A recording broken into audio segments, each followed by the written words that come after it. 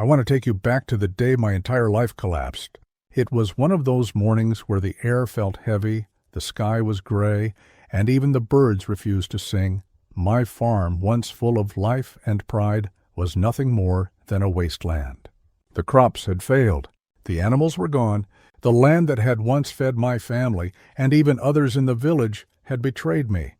But you know what hurt the most? It wasn't the loss of the land. It wasn't the hunger gnawing at my children's stomachs. It wasn't even the fact that my hands that had built everything, were now empty. What hurt the most was the laughter. The village laughed at me. The same people who once clapped me on the back, shared tea with me, asked me for help. They now looked at me as if I were a joke. I heard them whisper at the tea stall, "Look at him. Thought he was better than us. Now he has nothing." Another voice, sharper, crueler. "He can't even feed his own family. Serves him right." Everywhere I went, the whispers followed.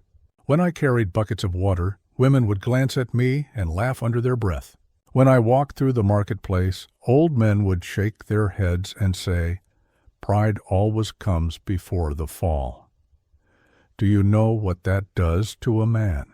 To be mocked in the place where you once held respect. To see your children go hungry, your wife trying to be strong while hiding her tears, and to feel the weight of the world crushing your shoulders. It kills something inside you. For months, I walked with my head down. My so-called friends avoided me. No one offered to help. And at night, when the world was silent, I would lie awake, staring at the ceiling, replaying their laughter in my head like a curse.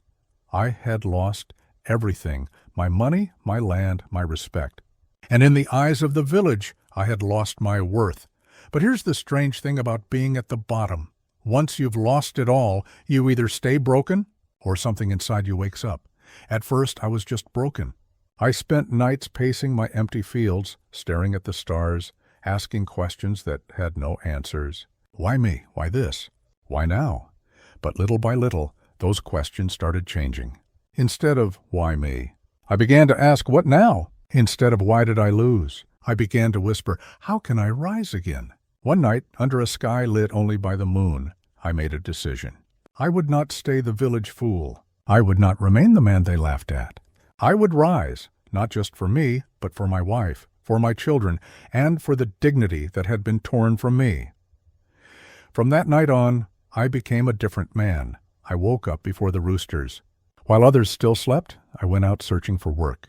Any work. I hauled bricks at construction sites. I cleaned stalls in the market. I repaired broken fences for pennies. And yes, the laughter grew louder. "Look at him," they said, from a proud landowner to a laborer. But I didn't care. Every coin I earned was a small victory. Every ache in my back, every blister on my hands was proof that I was moving forward. And when the work ended for the day, I didn't rest. I studied. Not in schools or with books. I had no money for that. I studied people. I watched traders bargain in the market. I listened to how merchants convinced buyers. I noticed who grew rich and who stayed poor. And slowly, patterns began to emerge. I realized something that changed me forever. Wealth isn't only in land. It's in knowledge and timing and courage. It's in knowing how to use what little you have to create something greater. Months passed. I saved every penny.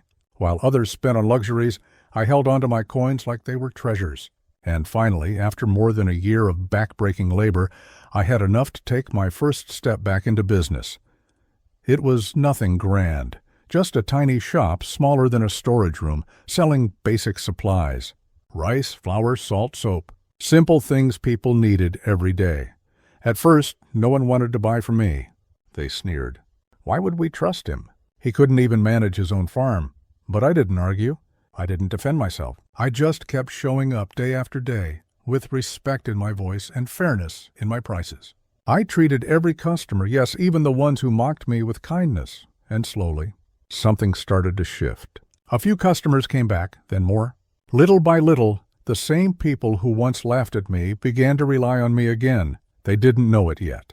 But this was just the beginning, because while they still saw me as the broken man of yesterday, I had already started building the man of tomorrow, and the man of tomorrow would not only rise, he would make sure the entire village would never laugh at him again. Every morning when I opened the shutters of my little shop, I reminded myself of one thing. I was no longer living for pride, I was living for purpose.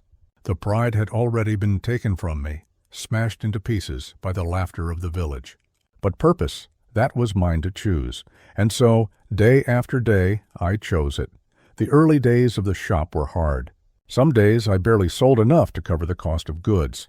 Some days, after closing the shop, I would sit in the dark with my head in my hands, wondering if I had made another mistake. But each time I would remember the nights when my children went to bed hungry, and that memory was enough to keep me going. What I discovered was this: consistency is a kind of power. Even when others doubt you, even when they mock you, if you just keep showing up, eventually they cannot ignore you. Within 6 months, my shop was no longer empty. People began to notice that I kept fair prices, that I never cheated anyone, that even when times were tough, I didn't water down the flour or shortchange their bags of rice. In a world where many looked for shortcuts, I chose the long road of honesty. And honesty turned out to be good business. Soon, my little shop wasn't so little anymore. I bought the space next door and doubled my inventory. Instead of only food, I began to sell small tools, lanterns, oil. Suddenly, my shop wasn't just a corner store. It was becoming the place where the village came for their needs. And with every sale, every customer, my confidence began to rebuild. The laughter of the village grew quieter in my ears, not because they stopped laughing, but because their laughter no longer controlled me. But then came the turning point. One evening, just as I was about to close, a traveling trader stopped by. He was carrying spices, fabrics, and goods I had never seen in our little village. Curious, I asked him about his trade. He told me about bigger towns, where merchants like him bought in bulk and sold for huge profits. That night after he left, I couldn't sleep. My mind was racing. If others could trade between villages and towns, why couldn't I? Why should I stay confined to one shop when the world was bigger than this? The next morning, I made a decision. I would take the little savings I had and expand, not just the shop, but my entire reach. It was risky, so risky that even my wife, who had stood by me through everything, asked me if I was sure. "Are you ready to risk losing again?" she whispered. I looked at her and said, "I've already lost once, and I survived. That means I can survive again, but this time I might just win." And so I began my first venture into trading. I traveled to nearby towns, buying spices, fabrics, and goods that our village had never seen before. When I returned and displayed them in my shop, the reaction was instant. People gathered around, amazed at the colors of the fabrics, the scent of the spices. They bought quickly, and for the first time in years, I felt what it was like to taste real profit. But profit wasn't the only thing I earned. I earned respect. The same villagers who once shook their heads at me now came asking for advice. They wanted to know how I found these goods, how I managed the prices, how I took such risks. Some even tried to copy me, but they lacked the patience, the consistency, and the fire that had been forged in me by failure. Within 2 years, I was no longer the poor man of the village. I was becoming the man people relied on, the man they envied, the man they once mocked and now admired. But I wasn't done, because deep inside, the wound of their laughter still burned. Their mockery had left a scar, and though I was rising, I knew I would not rest until the entire village saw, not just my success, but their own downfall in the shadow of it. So I expanded again. This time, I opened warehouses. I hired workers, the same men who once refused to share tea with me. I paid them fair wages, and though they worked for me, I made sure they remembered that it was me, the man they had laughed at, who now signed their pay. Every coin I earned was no longer just money, it was justice. And yet, I didn't let bitterness guide me completely. Outwardly, I remained calm, polite, even generous. I helped build wells, donated food to the poor, gave scholarships to children. But make no mistake, every good deed was also a message to the village, a message that said, "You thought I was finished. You thought I was broken." But look at me now. The higher I rose, the quieter the laughter became. And soon it disappeared altogether. Because by then, there was nothing left to laugh at. What they didn't realize, though, was that my greatest revenge hadn't even begun yet, because I wasn't just building wealth. I was building power. And one day soon, that power would show them what it truly meant to mock a man when he is down. They say revenge is a dish best served cold. I don't know who first said it, but when I think back to how the village fell quiet, that phrase fits. Not because I wanted to hurt people for the hell of it. I didn't. I wanted to reclaim what had been taken, my dignity, my children's future, the quiet respect that comes from standing tall. But make no mistake, when the moment came, it was precise, unhurried, and it landed exactly where it needed to. After the warehouses, after the trade routes, after the little empire of shops and storage and steady income I had built, I began to look up and out. My business had grown beyond the village. Trucks went out twice a week to other towns. I had reliable suppliers. I had a phone line that actually rang with good news. And I had something else, a plan. This plan didn't start as revenge. It started as protection. I wanted my family safe, my children clothed, school fees paid, and a roof that would not leak again. But as the safety grew, so did my resolve to settle a score in a way that would teach a lesson without destroying lives unnecessarily. First, I did the small, practical things. I insisted my workers be treated fairly. I hired 3 men who used to mock me openly, but I paid them a living wage and gave them stable hours. They stopped laughing when they saw me. In time, they offered respect in the way men offer respect when someone proves trustworthy. I invested in the village school, not because they begged for it, some of them never did, but because I wanted the children to have a chance that my children lacked once. I paid for a well and fixed the road by our lane so carts could move easier. These acts changed how the village functioned, and slowly their conversations shifted. Instead of snide remarks, there were questions. Who arranged the materials for the school? Why has the well been repaired? Curiosity replaced scorn. But the deeper part of my plan was structural. I watched the village's economy like a hawk. The same men who laughed at me owned small stores and rented land. They relied on the old networks, credit extended like favors, village gossip as currency, favors called in during harvest or wedding season. Their pride had grown like a brittle shell around them because they never had to adapt. Their world was built on appearances and borrowed riches. I started buying supplies not just to sell, but to control distribution.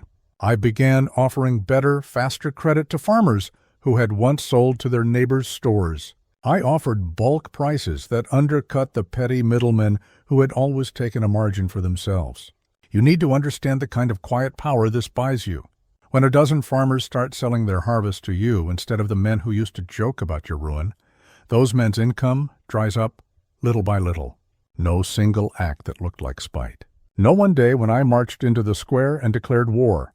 Just months of better prices, reliable payments, and improved trust. The farmers liked that. They told their friends. Word spread. The men who had been laughing at me began to see customers disappear.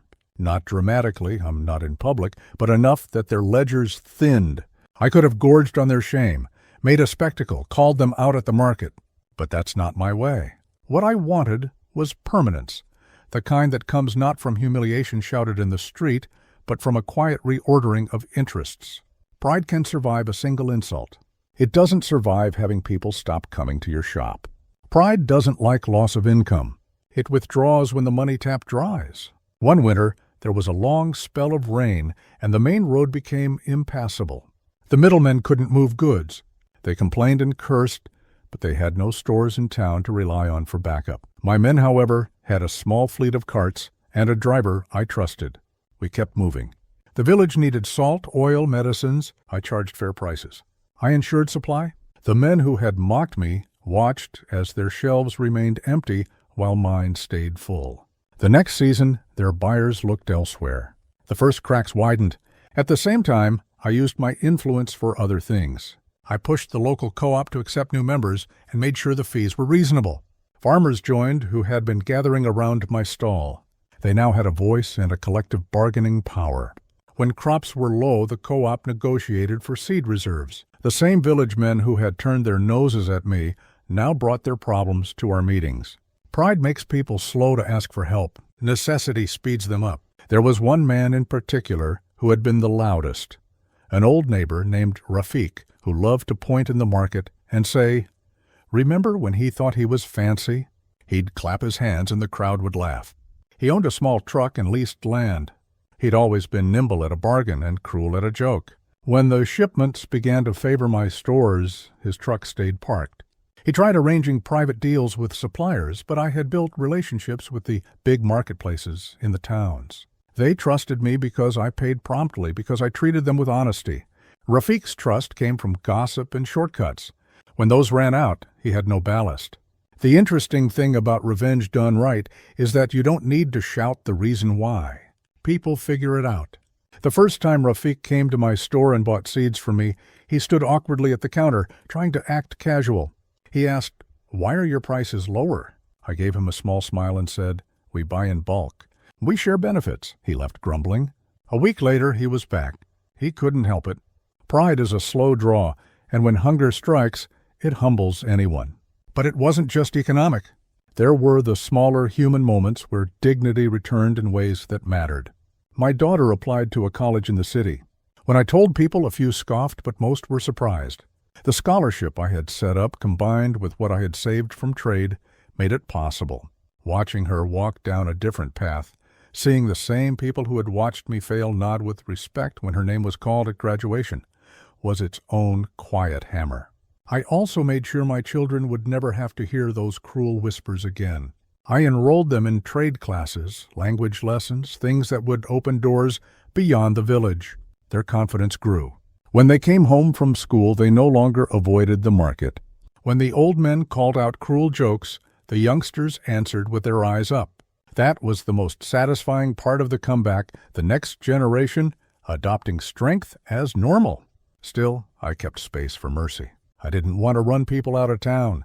I wanted balance. Once an old woman came with a basket of apricots and told me in a halting voice that she had laughed at me years ago and felt terrible. She couldn't meet my stare for a while.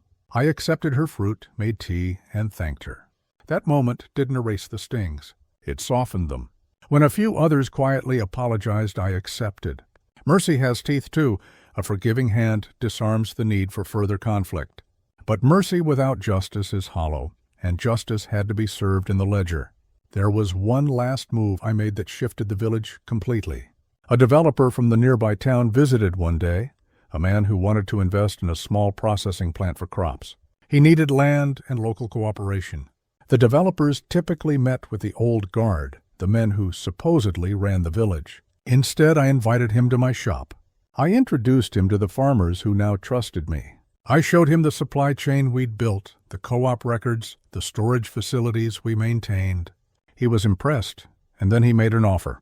The developer wanted a partnership with the community, not just a payment to a few landlords.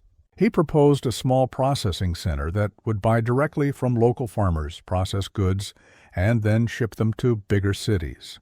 That kind of investment could lift everyone. It meant more jobs, better prices, and infrastructure. The old guard tried to hijack the discussion, saying they should call the shots, that they deserved the prime positions because of their status. I pushed back calmly and brought up my co-op, the farmers who trusted us, the reliability of the supply. I argued for fairness, for jobs to be offered based on skill, and for profits to be shared in a way that benefited the many, not the few. The board meetings that followed were tense. The old men used every trick, reminders of old favors, thinly veiled threats, attempts to discredit my people. But the developers were not naive. They had spreadsheets and a bottom line. They understood that stable supply and community buy-in mattered far more than ego. They wanted local faces who could produce results. My team had those results. When the plant's foundation was laid, the village could no longer laugh. Men who once mocked me lined up for jobs.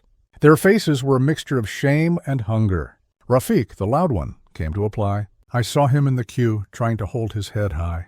He met my eyes once. There was no malice, only the animal look of someone who needed to provide. I hired him. The man who often made me the butt of jokes stood beside me on the loading dock, sweat on his brow.